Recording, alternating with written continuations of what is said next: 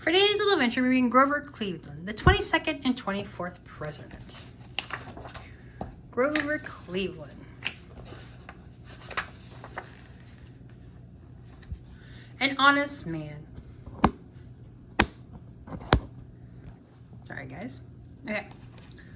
Grover Cleveland is known for serving 2 non-consecutive terms as president. He's also known for being an honest man who worked hard to help American people. Cleveland ran for president in 1892 with Adlai Stevenson Wright as his vice president. One team as president is 4 years. Grover Cleveland was president from 1885 to 1889 and from 1893 to 1897. Working hard. Stephen Grover Cleveland was born in New Jersey in 1837. He was the 5th of 9 children. His father was the minister of a church and his father died in 1853. Stephen worked hard to support his family. Cleveland was called Stephen as a child. When he grew up, people began calling him by his middle name, Grover. Stephen worked in a store like this one when he was 16 years old. When he was 17, Stephen worked as an assistant to his brother, who was a principal of a school in New York City. A leader in Buffalo. When he was 18, Cleveland moved to Buffalo, New York, and studied to become a lawyer. In 1870, he was elected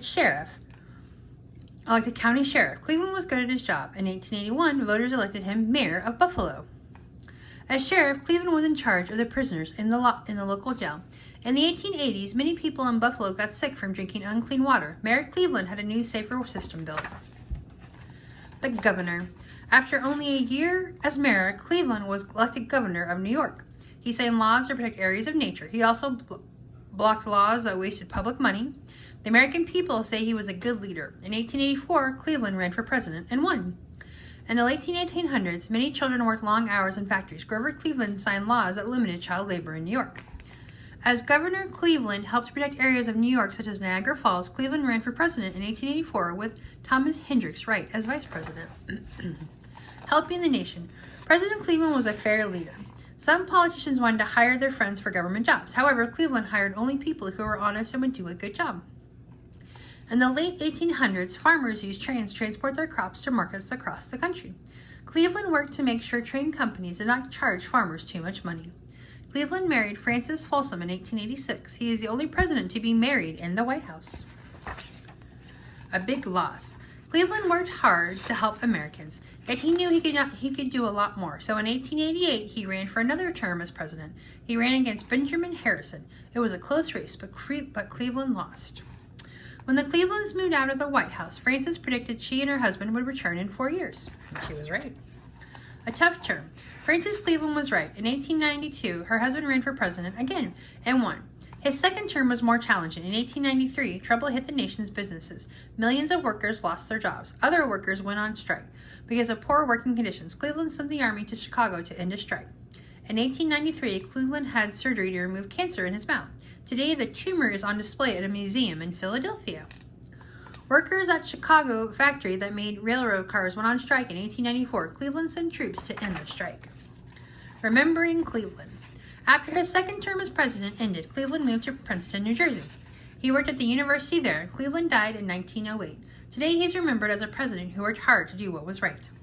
Buffalo remembered its former mayor by naming a high school after Grover Cleveland. Parts of the Adirondack Mountains in New York are protected thanks to Cleveland. Okay, a timeline. Cleveland was born in 1837 in Caldwell, New Jersey. In 1841, Cleveland's family moves to Fayetteville, New York. In 1850, doesn't say anything.